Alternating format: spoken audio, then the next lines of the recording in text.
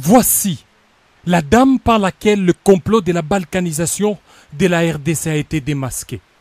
Il s'agit de Béatrice Safari, épouse de Roukoumera, coordonnateur du M23 chargé de la mise en œuvre de la déclaration de Nairobi. Tout est parti d'une simple et banale fouille, qui d'ailleurs est de routine le 18 avril 2018 à 13 h, à la barrière entre la RDC et le Rwanda, plus précisément à Goma.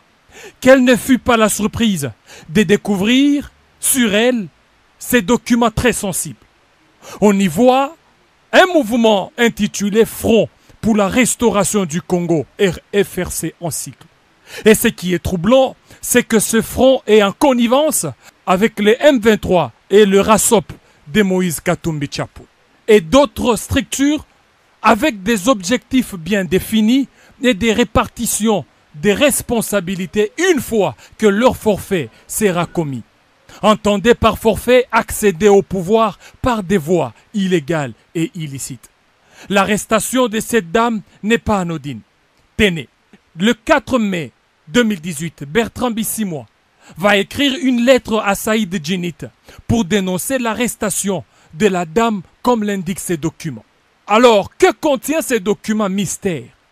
En le feuilletant, l'on se rend compte que ce document est composé de deux grandes structures politiques et militaires.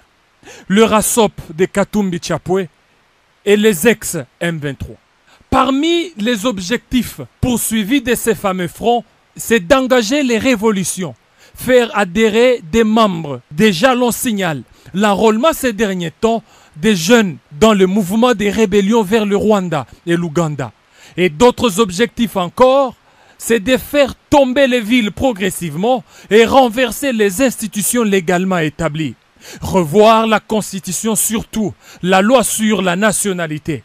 Instaurer la transition de 3 à 5 ans, voilà l'essence d'une transition sans Joseph Kabila, clamée haut et fort par certains politiciens. Revoir aussi en même temps la loi électorale et consacrer un fédéralisme efficace pour faciliter la balkanisation avec le concours de certaines multinationales. Que cache le propos de deux présidents Yoweri Museveni Kaguta et le Rwandais Paul Kagame à Gisenyi au mois de mars dernier, lorsqu'ils disent qu'ils vont aider à résoudre le problème du Congo tel qu'ils le connaissent? Au mois d'avril dernier, au Soudan du Sud, Yoweri Museveni a tenu de propos discourtois à l'égard des autorités congolaises depuis 1960.